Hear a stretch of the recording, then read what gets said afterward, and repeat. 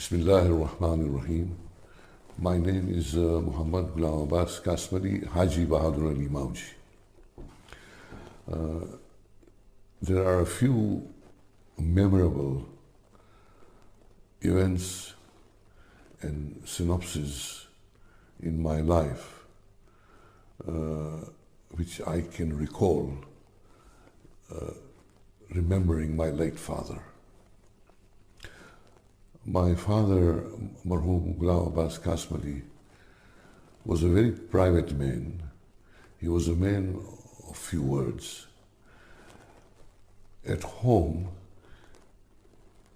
he would not say a lot, and I never ever remember him saying to us or talking to us about his business, his social life, his outside life, and the work which he did for the community in Mombasa and also perhaps in East Africa and beyond. It was only after his death that people who had worked with him and people who had traveled with him, they told us about what sort of a man he was and the work he did and his devotion to the welfare of the sick and the needy and the ill people. My grandmother used to relate to us my father's life when he was in his teens. My grandfather, Haji Kassamali Bahadurali Mawji, passed away in Uganda at a very young age of 35. The children were all very, very young. My father was in his teens, and he was a very independent, anti-establishment, rebellious young man with a mindset of his own. And this was a huge worry for my grandmother. My great-grandfather, Bahadurali Mawji, took charge of the family, and after the death of my grandfather, he looked after the family. And the first thing he did was he promptly dispatched my father to a boarding school in Nairobi, hoping that perhaps the regime in the boarding school would instill some discipline into him and that he would grow up into a fine young man. However, that strategy did not work. At the boarding school, my father, there were many occasions when he would escape. And somehow he would travel to Mombasa from Nairobi. And when he would arrive in Mombasa, he would be sleeping rough at the bottom of Alidina Visram High School on Kisauni Beach, having dug a ditch and making it into his bed. His teenage adventures were numerous and extremely worrying to my great-grandfather and to my grandmother also. And in short, he was so naughty that the boys in the community were not allowed by their parents to befriend my father or to associate with him. However, as years passed, he was taken under the mentorship of late Muhammad Ali Mawji Jamal, and he became a partner in M. Jamal and Company. He married at the age of 24. During his partnership in M. Jamal and Company, M. Jamal and Company was an import-export business in spices, and they had clients and suppliers in East Africa, India, Indonesia, South Africa, and Mauritius.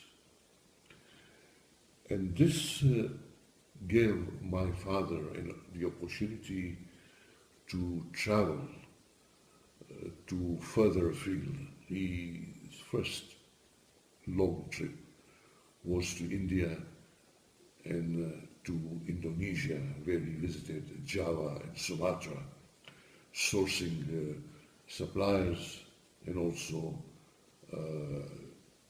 appointing agents and clients. The business gave my father a taste of travel, and he built some very, very good contacts across the world. We had guests staying with us from Mauritius, from South Africa, and from Somalia, all my father's business contacts. My father was a self-taught man. He was not much of a student at school, or for that matter, at the boarding school. And I remember vividly that he would regularly have his afternoon nap. But before his nap, after his lunch and before his nap, he would always take a book. It could be a novel, it could be an English book, together with a dictionary. And he would always read, and he would be constantly referring to the dictionary. And then he would have his short nap before he went back to his office in the afternoon. And his written and spoken English were extremely good. And so was his Gujarati. Because when I came to England in 1967, he would regularly communicate with me by writing to me letters in Gujarati, those airmail letters, if you remember. And in those letters, he would always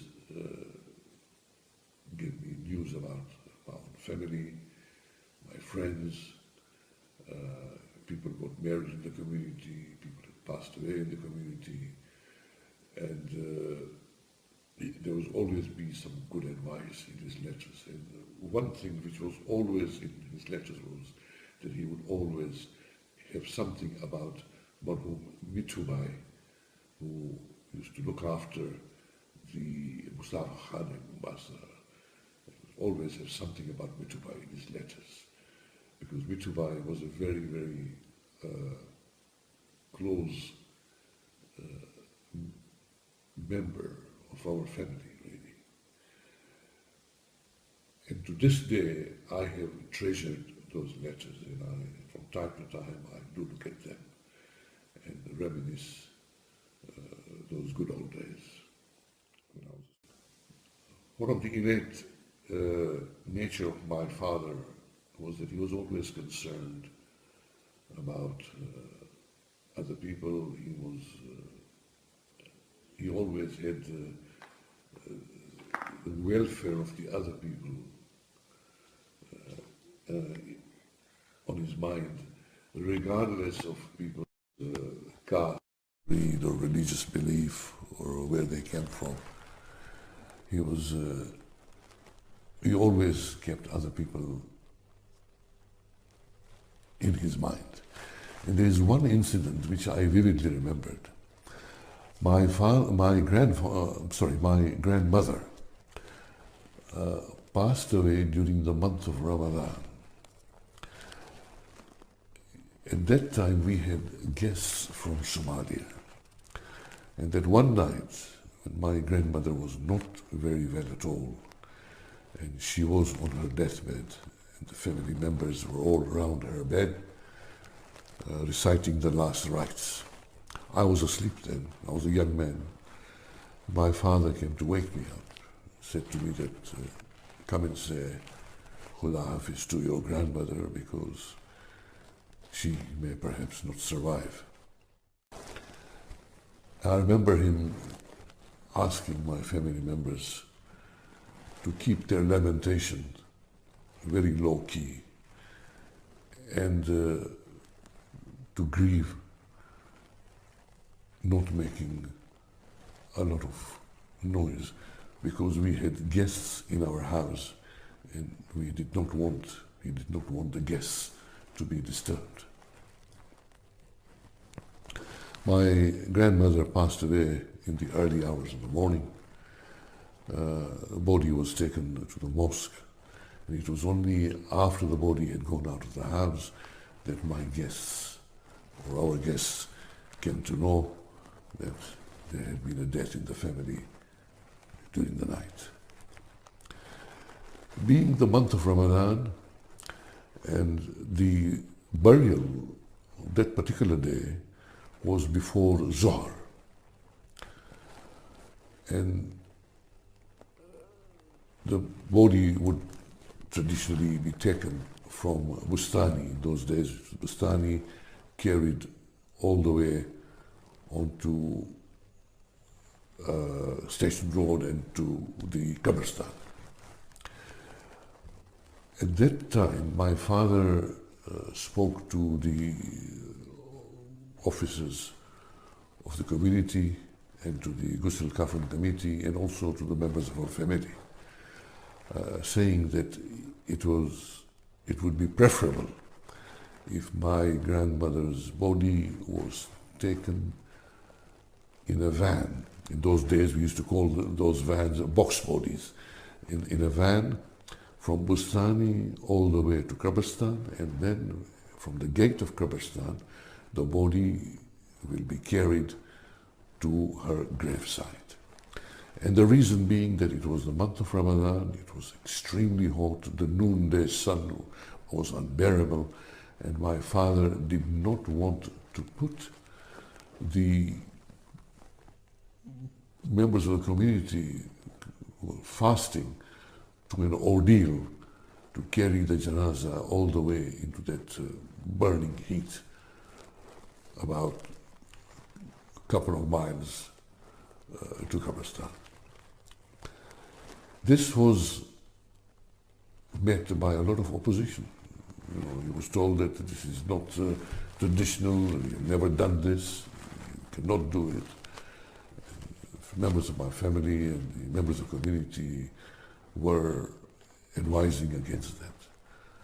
But my father stood his ground, and he made sure that my grandmother's body was carried in a van to the Qabristan.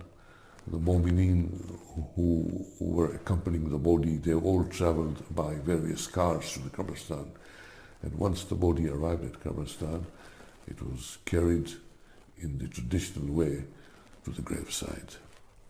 So this shows, you know, his constant concern about the welfare and the well-being of other people.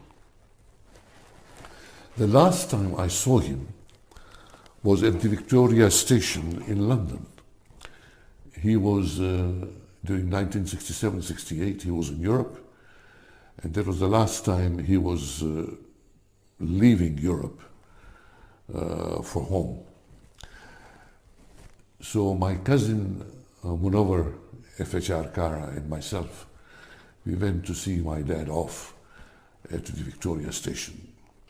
He was catching a boat train from Victoria to Dover, on the ferry to Dover, and then on to Calais in France, and from Calais on the train all the way across Europe, on to Turkey and Iran. His final destination on that particular journey was supposed to be Iraq, because he wanted to go to Karbala for the ziyarat of Imam Hussein, alayhi salam, and to Najaf, ziyarat of Hazrat Ali, alayhi salam. But in those days, it was very, very difficult for British passport holders to get a visa for Iraq. So his journey ended in Iran, and he spent part of the month of Ramadan in Iran. However, when he was boarding the train, it just stuck to me, and I said to my father that why don't I get you some sandwiches for your journey? And to my surprise, he promptly produced a Mars bar from his pocket. And he said, this will do me for my journey, it will last me for a while, and then I will arrange something as I go on further.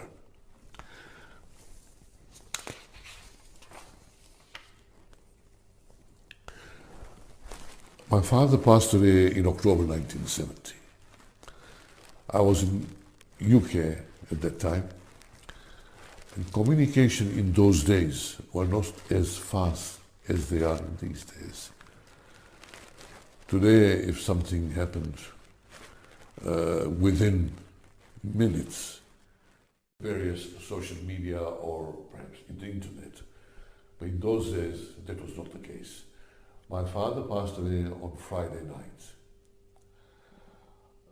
and he was buried on Saturday. Saturday morning, Marhum Hussein, Gulamabbas Mawji sent a telegram to his brother in London, Marhum Gulamabbas Mawji, informing him. And the precise words were, Gulamabbas Kassmali expired, inform Muhammad. So Ali Bhai contacted via telegram to my uncle in Poole in Dorset, my uncle F.H.R. Kara, my mama. And on Sunday morning, my mama traveled from Poole to Sussex, where I was, and informed me about the said demise of my father. It was a great shock to me. Didn't have words to say anything. And my uncle F.H.R. took me to Poole in Dorset, where I stayed with him for a few days, trying to recompose myself and trying to come to terms with the fact that my father had passed away. My immediate thought was to come back to Mombasa, to my family, to my mum. But I had an exam in December, and I was advised that it would be better if I sat for my exams first and then travel to Mombasa, and then I could be there for a while if need be. So in December of that year, having sat for my exams, I came back home to my family. Marhum Gulamabbas Mawji came to receive me. Marhum Gulamabbas Mawji was a close confidant, a business partner, and a partner in the welfare work of my father. And it was my father and Marhum Gulamabbas, they did all the work together. And Gulamabbas sat with me and related to me what had happened. And we had a very, very long chat. And one of the things that he said about my father has stuck with me to this very day. Gulamabbas said that, in his words, he said, your father used to work on one core principle.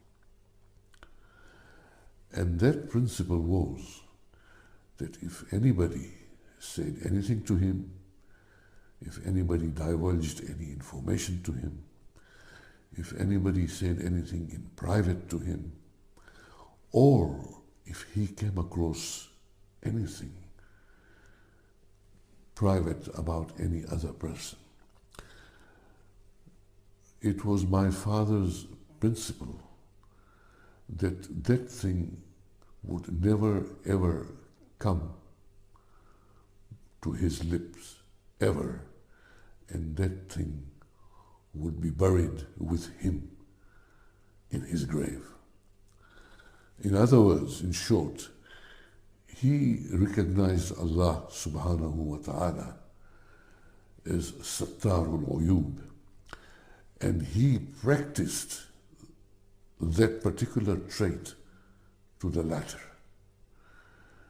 His role model was always Imam Ali alayhi salam, and his lifestyle, simplicity in living and high thinking was in the footsteps of Imam Ali alayhi salam. I try to this very day to remember his principles and try my level best to see if I can walk the path that he did. وآخر دعوانا والحمد لله رب العالمين.